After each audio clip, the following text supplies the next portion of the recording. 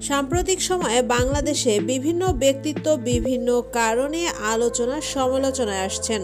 তেমনি একজন হচ্ছে ব্যারিস্টার রুমিন ফারহানা, যিনি একাধারে একজন আইনজীবী এবং রাজনৈতিক ব্যক্তিত্ব সম্পন্ন মানুষ।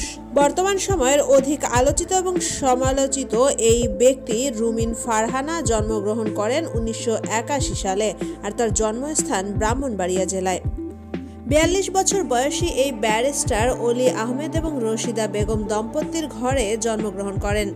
শিক্ষা জীবনে হলি ক্রস বিদ্যালয় থেকে এসএসসি এবং ভিকারুন্নেসা নুন স্কুল অ্যান্ড কলেজ থেকে এইচএসসি শেষ করেন।